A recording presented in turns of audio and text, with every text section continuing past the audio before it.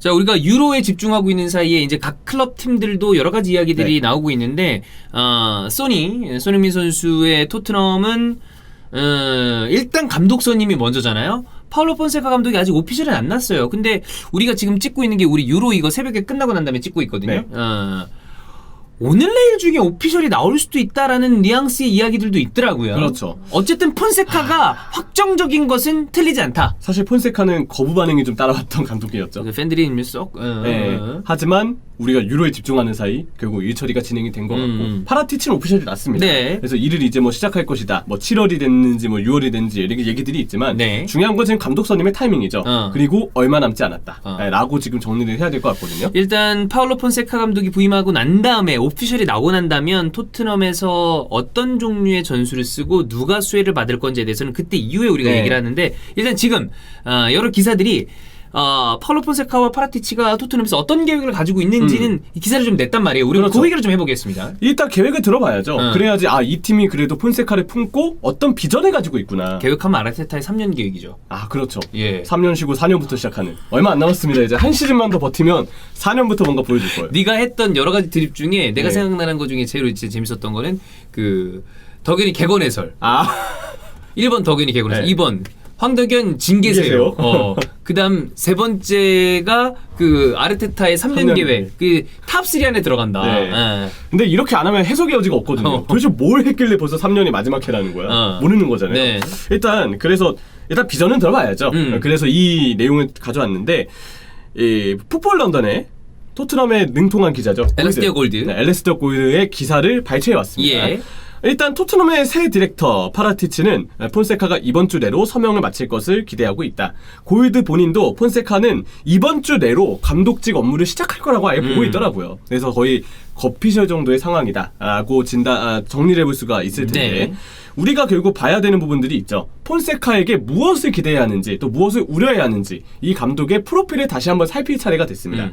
일단 기대할 수 있는 건 역시나 공격이에요. 이 감독 자체가 굉장히 공격지향적인 감독입니다. 전임 감독인 무리뉴와 비교했을 때는 스타일이 다르죠. 어떻게 보면 약간 정반대에 있다고 얘기해도 틀리지 않습니다. 보는 재미는 있을 겁니다. 그리고 그 부분에 대해서 누군가는 수혜를 받을 텐데 기본적으로 전 생각나는 건 레길론이 생각이 나고 그리고 케인이랑 손흥민도 아마 공격적인 부분에 대해서 케인이 남는다고 쳤을 때 그러면 많은 어떤 공격적인 능력을 발휘할 수 있는 상황은 나올 거예요. 그렇죠.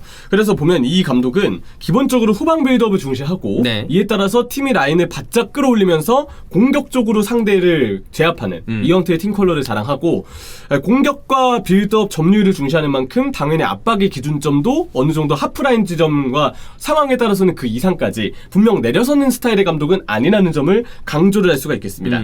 브라가 시절의 폰세카는 구단 역사상 50년 만에 처음으로 팀의 첫 포르투갈컵 우승을 차지했죠. 이건 아주 좋은 기록이죠. 이 업적을 달성을 했었고요. 그 당시에도 브라가에서 선수단의 육성과 성장에 큰 도움을 주었다. 선수 개개인에 대해서는 새로운 활용법을 찾아주고 또 그 선수의 포텐셜을 발견해주고 꾸준히 기용해주는 데 있어서 폰세카가 점수를 딴 부분이 있었고요.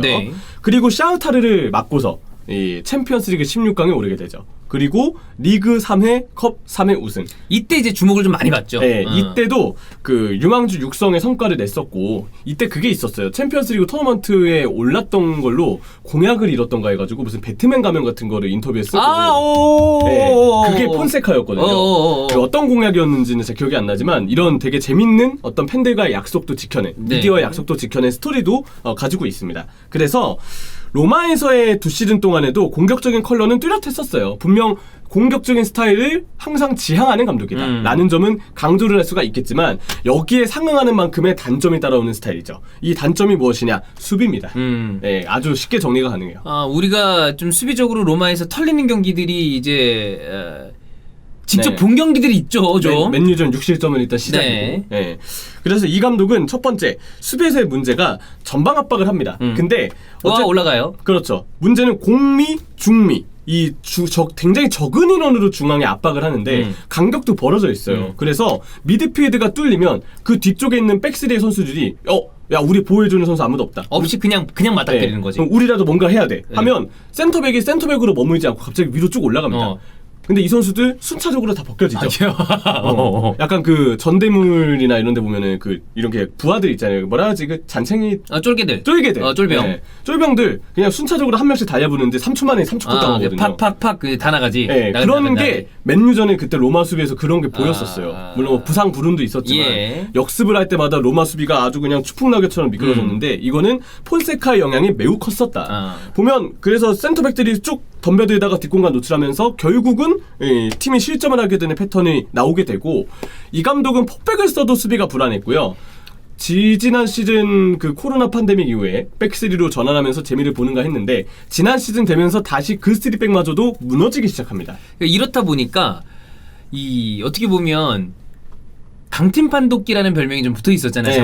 네. 잠깐이 아니지. 계속이죠. 왔다 갔다 했단 말이야. 근데 이러니까 경기 결과가 그렇게 나오는 거야. 그래서 보면 폰세카가 이 문제가 계속 반복되는 와중에도 전술 수정에 대해서는 굉장히 소극적인 행보를 이어왔습니다. 수정을 해야 되는데 계속 같은 전술과 같은 선수단 운용만 고집을 했고 그러다 보니까 후반기 때는 아예 선수들이 체력적으로 방전이 되면서 스피나졸라나 베레투 아니면 뭐 이런 자원들이 되게 좀 지쳐하는 모습들을 보여줬었죠. 비아르도 마찬가지고. 결국 지난 시즌 로마는 58실점을 허용했는데 세리아 상위권 팀들 중 가장 많은 실점을 한 팀이 됐습니다. 실점이 너무 많아. 근데 이제 우리가 걱정하는 거는 토트넘도 수비 자원에 문제가 있고 수비적인 부분에 좀 많이 보강이나 여러 가지 손이 가야 되는 팀인데 수비에 문제가 있는 감독이 왔다? 이러면 와 이거 진짜 속된 말로 이거 아수라장 되는 거 아니냐. 그렇죠. 일단 걱정이 앞서죠. 그래서 파라티치는 여기에 대해서 대비를 하는 듯이 입장을 내비쳤다고 합니다. 이게 골드가 쓴 기사에 나와 있거든요. 수비 불안 그리고 폰세카가 오는 것에 대비해서 파라티치는 어떤 계획을 가지고 있느냐. 나름대로 두 가지의 대비책이 있었습니다. 첫 번째 대비책. 새 코치진을 구성하는 거예요. 코치진을 바꾸자. 그러니까 폰세카 사단을 불러들이지 말고 폰세카 너가 어떤 코치를 원하건 간에 코치는 우리가 배정할게. 그렇지. 야 너네 주변에 수비 쓰레기 아니야. 니네 다 꺼져. 그래서 우리가 그래도 여기 우리 식구니까 빠지라고 안 그럼 너도 빠진다라고 얘기하진 않았겠지. 어쨌건. 근데 거의 그런 모양새처럼 지금 폰세카를 제외한 폰세카의 나머지 식구들은 다 잘릴 분위기인 것 같습니다. 너 좋아. 그러니까 우리가 옆에 나머지 애들은 내가 붙여줄게. 이런 느낌으로. 그래서 보면 일단 폰세카가 아닌 구단과 파라티치가 코치진을 구성할 것이다. 이게 일단 고이드가 다룬 부분인데. 근데 이게 일반적으로 감독들은 사단으로 움직입니다. 특히나 유럽의 이제 큰 좀 굵직한 감독들은 보통 무조건 팀으로 움직이는데 뭐 폰세카랑 합의가 되면 되는 거니까. 그렇죠. 근데 이거는 그러면 초반에 호흡을 빨리 맞춰야 됩니다. 맞아요. 일단 그래서 당연히 이 파라티치와 구단은 수비에 강점이 있는 코치를 찾을 것이다 라고 일단 얘기는 하고 있는데 그래서 폰세카는 본인과 15년이나 함께한 누노 캠포스 수석 코치와 작별을 맞이할 것 같다고 합니다. 이 민스타에서 그런 둘의 이별 사실 어떤 내용들이 다뤄진 부분들이 있다고 하더라고요. 그리고 추가적으로 밝혀진 부분이 있는데 레들리킹은 1군 코치로 계속 자유할 것이다. 이 아저씨는 지금 감독이 바뀌고 있는 가운데 계속 있어요. 레들리킹은. 그리고 아마 폰세카가 있는 동안에도 레들리킹은 자기 자리를 지킬 것이다. 난 레들리킹이 나는 이제 토트넘 사정을 잘은 모르니까 어떻게 보면 이 커리어를 이 부상 때문에 좀 아쉽게 놓친 굉장히 좋은 수비수였는데 이 사람이 감독적인 역량이 좀 잘 있으면 난 이 사람을 좀 키워보는 것도 나중에 메이슨이랑 잘 이렇게 해갖고 좋을 것 같은데 어떤지 잘 모르겠네. 그렇죠. 아무래도 둘 다 토트넘에 있어서는 그 DNA를 가진 능통한 인물들이니까. 라이언 메이슨 얘기가 나왔잖아. 라이언 메이슨은 이제 감독을 대행으로 했었는데 나가나? 아카데미 팀으로 다시 갈 거예요. 다시. 이거 아껴 써야 돼. 맞아요. 메이슨. 벌써 아직 경험이 좀 부족한 상황에서 벌써 썼다가는 자칫 메이슨을 토트넘이 잃어버릴 수 있는 거기 때문에. 나중에 길게 봤을 때 잘 좀 육성을 시킨 다음에 다시 그때는 진짜 제대로 된 A 대표 좀 웃기네. 성인 팀에 성인 대표다. 성인 팀의 오퍼를 제대로 하면 되잖아. 그렇죠. 이번엔 정식 감독이다. 그런 순간을 일단 기다려야 될 것 같습니다. 그래서 파라티치가 지금 준비하고 있는 구상은 코치를 우리가 새로 꾸리겠다. 폰세카 너만 와라. 약간 이 느낌으로 불러드리는 것 같고요. 두 번째 계획은 새 센터백을 영입하는 거예요. 영입은 무조건 있어야 돼. 근데 이거는 뭐 너무 특별한 이야기가 아니죠. 당연한 이야기인데 한 명이 아니야. 둘은 있어야 돼. 그렇죠. 여기 보면 이적 자금을 어떻게 충당할 것이냐. 일단 비아레알로 임대를 간 후안 포이스 이 완전 이적 옵션 조항이 있었죠. 이 옵션 조항에 따라서 매각을 하고요. 마커스 에드워즈라는 선수가 있습니다. 이 선수가 이번에 비토리아에서 스포르팅 리스본으로 100만 파운드, 1000만 파운드에 이제 네. 인정을 하게 됐는데 이 금액에 50% 세론 조항이 달려있대요. 그럼 절반 받네요. 예, 그러니까 1000만 파운드니까 500만 파운드. 그리 많지는 않습니다. 그래도 뭐 적은 예. 금액은 아닙니다만. 일단 뭐 약간 뭐 그래도 잔돈 처리할 때. 야, 아니 이게 그건 것 네. 같아. 내가 뭐 이런 구단을 운영을 안 해봐서 내가 모르지만 이 정도 단위는 계산도 안 해봤고. 네, 약간 그 꽁돈 생긴 것 같지 않을까?